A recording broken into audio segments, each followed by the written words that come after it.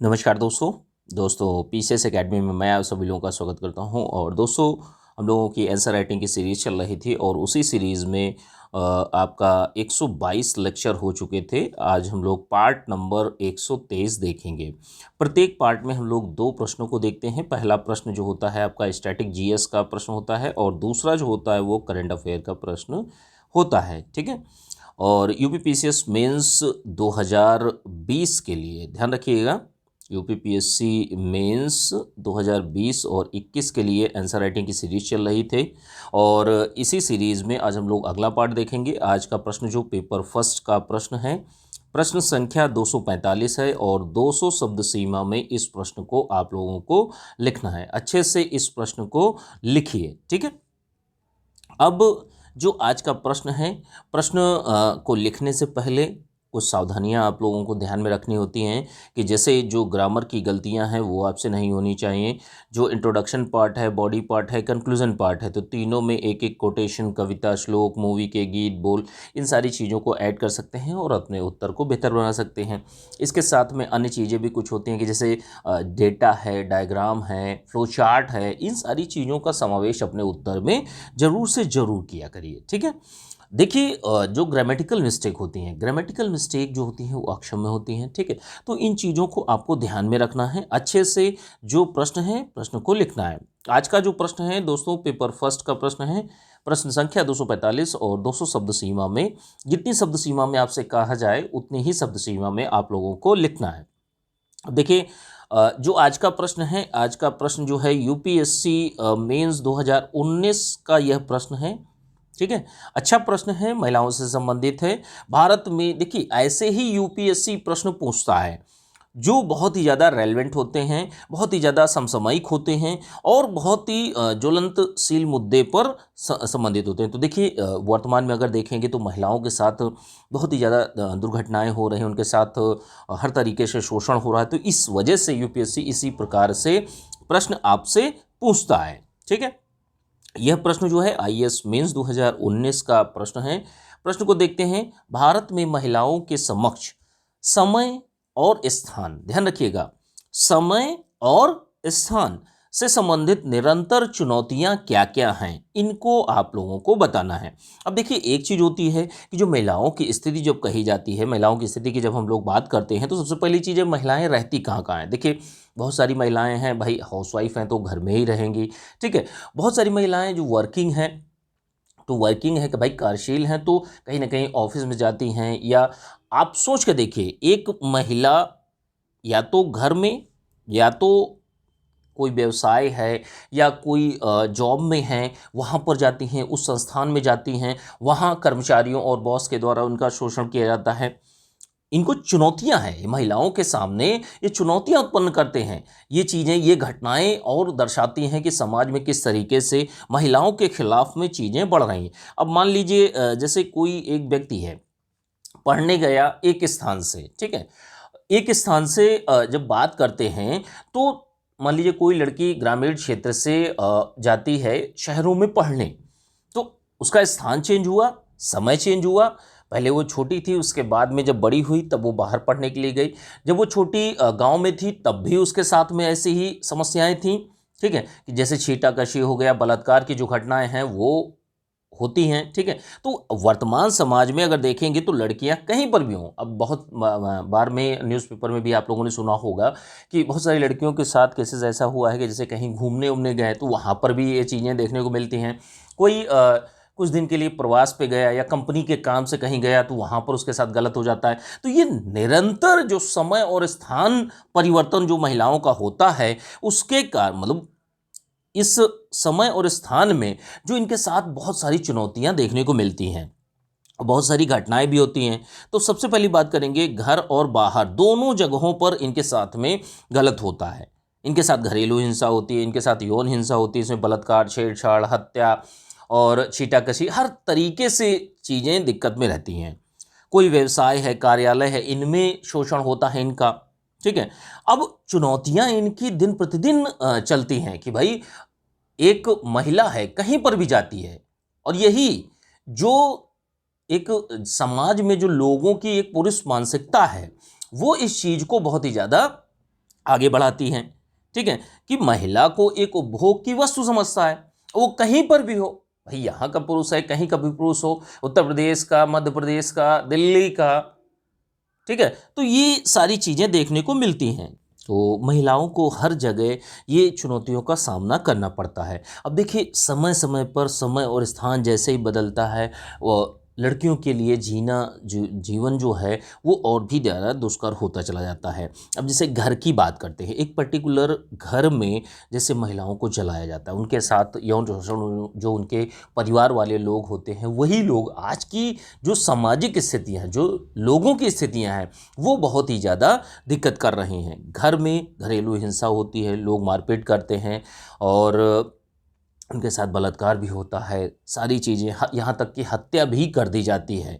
कारण बहुत सारे होते हैं, ठीक है, लेकिन समय समय पर चाहे जहाँ हो, हर प्रकार की महिलाओं को चुनौतियाँ समाज में मिलती हैं।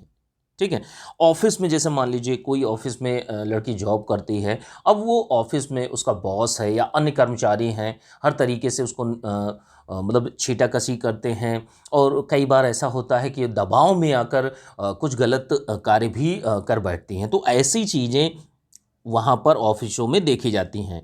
अब जैसे मान लीजिए कोई कंपनी में एक लड़की जॉब कर रही है, अब जॉब कर रही है, उसको कंपनी के काम से कहीं बाहर जाना पड़ा, तो ऐसी स्थितियों में उसकी सबसे बड़ी चुनौती है अपने आप को सुरक्षित रखना।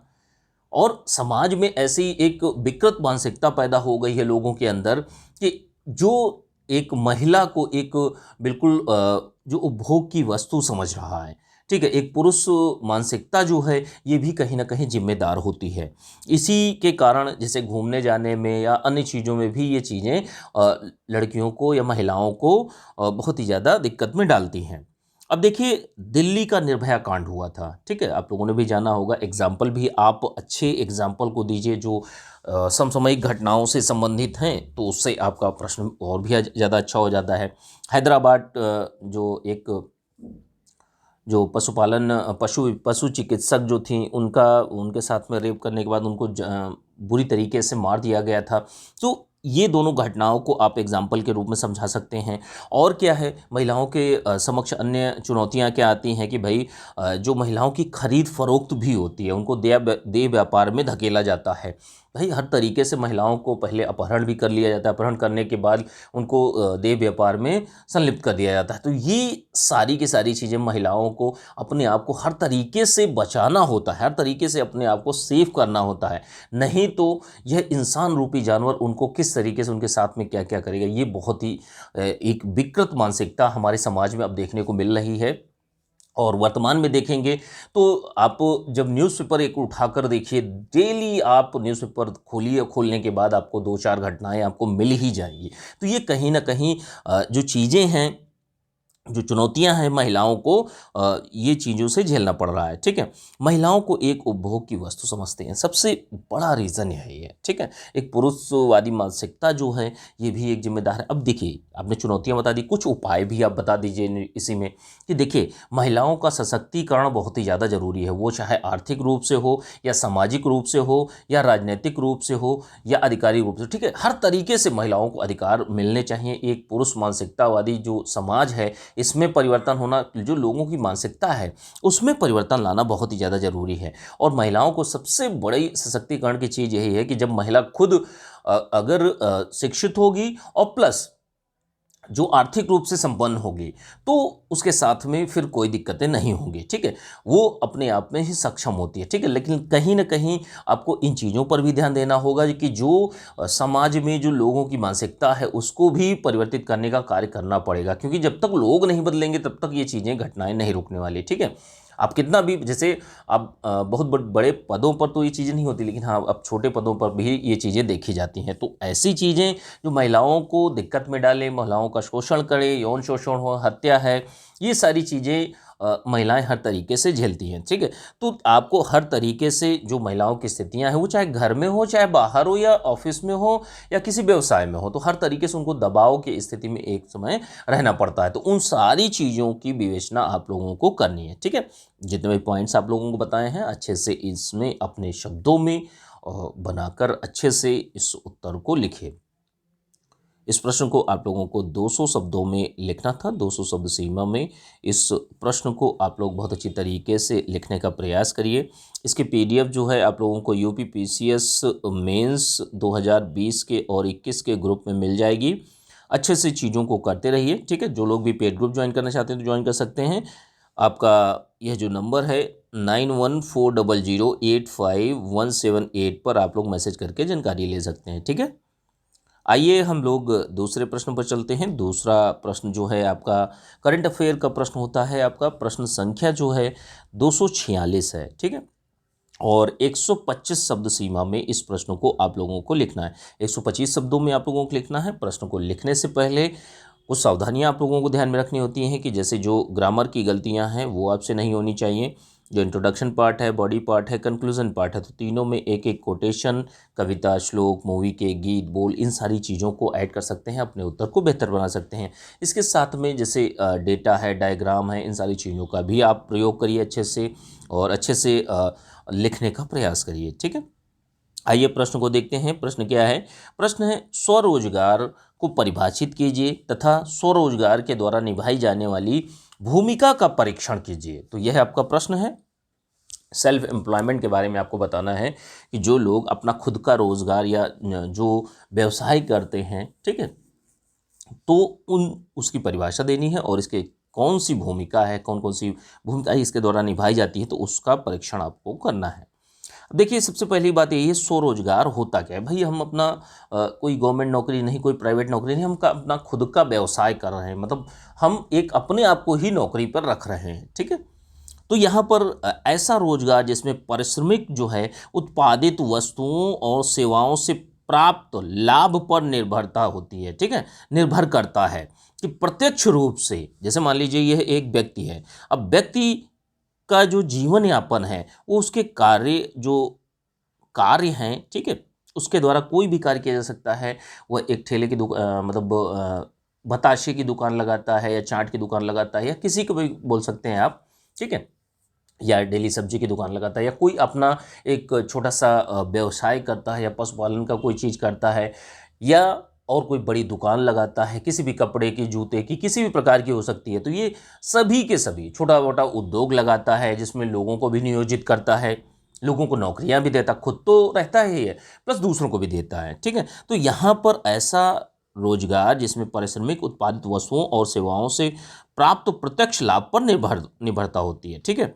अब देखिए जहाँ तक भारत की बात कही जाती है तो भारत में देखिए 2017-18 में स्वरोजगार कार्यबल जो है उसमें कमी आई है। कार्यशील जो जनसंख्या है, ठीक है, स्वरोजगार में जो सम्मिलित लोग हैं उनकी संख्या में कमी आई है।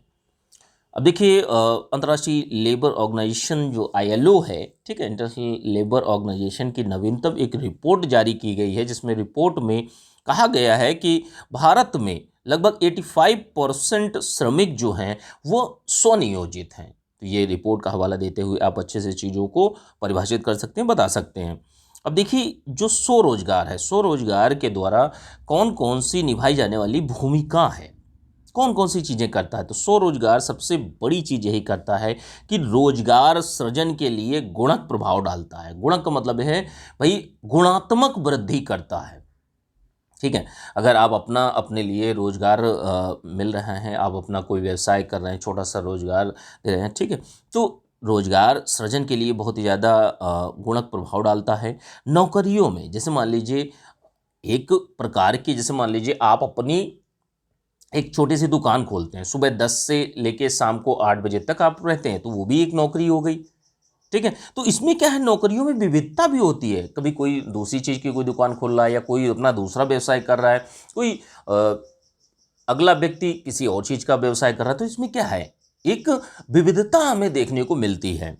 और क्या होता है कि अर्थव्यवस्था को भी लचीला एवं प्रतिस्पर्धी बनाता है कि भाई कहीं ना कहीं ज़्यादा से ज़्यादा हमारे यहाँ प्रोडक्शन होगा किसी भी चीज़ का, ठीक है, कुछ भी हो सकता है, मधुमक्खी पालन हो गया, अंडे, ठीक है, पोल्ट्री फार्म जो होते हैं उनका आप ले लीजिए, या अन्य कोई भी वस्तु उत्पादन या जो छोटा सा उद्योग हो गया, ठीक है, लघु उद्योग हो गया, कुटीर उद्योग हो गया, तो इनमें जो स्टार्ट किया जाता है तो इसमें इससे क्या होता है कि जो अर्थव्यवस्था है उसमें लचीलापन आता है और इसके साथ में एक प्रतिस्पर्धी चीज़ें बनती हैं, ठीक है, कि कहीं ना कहीं अब बेहतर चीज़ों का निर्माण किया जाता है। और क्या है कि भाई इसने जो स्वरोजगार है, स्वरोजगार ने मेक इन इंडिया को भी समर्थन किया गया कि भाई मेक इन इंडिया का मतलब ये है कि भाई एक योजना चलाई गई थी, अब उस योजना के तहत हमारे यहाँ जो भी चीज़ें बन रही वो हमारे खुद की हों, ठीक है, मेक इन इंडिया मतलब भारत में बनी हुई चीज़, तो इसको भी आगे ले जाने का कार्य करता है। अगली चीज़ क्या है कि भाई ये स्वदेशीकरण को भी बढ़ावा देता है कि जो भी चीज़ें हैं भाई जब ज़्यादा से ज़्यादा हमारे यहाँ प्रोडक्शन होने लगेगा तो लोग अपने यहाँ की ही चीज़ों को यूज़ करेंगे, ठीक है, सस्ती चीज़ों को और अच्छी चीज़ों को, और देश में जो आर्थिक गतिविधियाँ हैं उनको भी बढ़ावा मिलेगा। और एक नवाचार की संस्कृति को भी बढ़ाता है कि भाई स्वरोजगार क्या है, नई नई चीज़ों को क्रिएट करता है, नई नई जॉब्स को क्रिएट करता है, नए नए लोगों को नियोजित करता है, तो ये एक इनोवेटिव आइडियाज़ को भी आगे बढ़ाने का कार्य करता है। महिला सशक्तिकरण को भी बढ़ाता है। आप इसमें एग्जाम्पल दे सकते हैं जो स्वयं सहायता समूह है, भाई छोटा सा कहीं ना कहीं आय सृजन का ही तरीका होता है और एक अपने में खुद जो आय सृजन होता है महिलाओं का, ठीक है, एक छोटा सा ग्रुप बनाकर उसके माध्यम से उनका जीवन यापन चलता है। अगली चीज़ क्या है, जो लोगों का जीवन स्तर है, जो लोगों का जीवन स्तर है वो स्वरोजगार उसमें भी गुणक वृद्धि करने में सहायक होता है। कि जैसे मान लीजिए पहले व्यक्ति कुछ नहीं कर रहा था, घर में बैठा हुआ था, अब आज की डेट में कुछ नहीं तो उसने एक छोटी सी दुकान डाली या कोई बड़ा सा उद्योग डाल लिया, कुटीर उद्योग डाल लिया, ठीक है, तो अब उसके माध्यम से उसकी आय होने लगी। कई लोगों को उसने जो नियोजन है, कई लोगों को अपने यहाँ नौकरी भी दे दी। नौकरी देने के बाद वह व्यक्ति क्या करता है, वह व्यक्ति जो उसकी जो आय सृजन की क्षमता है वो भी बढ़ती है। तो ये सारी की सारी चीज़ें जो हैं स्वरोजगार के द्वारा निभाई जाने वाली भूमिका के अंतर्गत आती हैं। तो इसको आपको 125 शब्दों में अच्छे से प्रश्न को लिखना था, अच्छे से लिखिए और आंसर राइटिंग दोस्तों आप लोग करते रहिए। जो लोग भी 2019-20 का पीसीएस में देने जा रहे हैं उनके लिए भी, 2021 की तैयारी जो लोग कर रहे हैं उनके लिए भी, ठीक है, तो अच्छे से आप लोग तैयारी करते रहे। इसकी पीडीएफ जो है यूपी पीसीएस मेंस 2020 और 21 के ग्रुप में आप लोगों को मिल जाएगी, ठीक है। तो जो लोग भी अपना पेड ग्रुप ज्वाइन करना चाहते हैं ज्वाइन कर सकते हैं। नंबर है 9140085178 पर मैसेज करके जानकारी ले सकते हैं, ठीक है। चलिए ठीक है, थैंक यू देखने के लिए।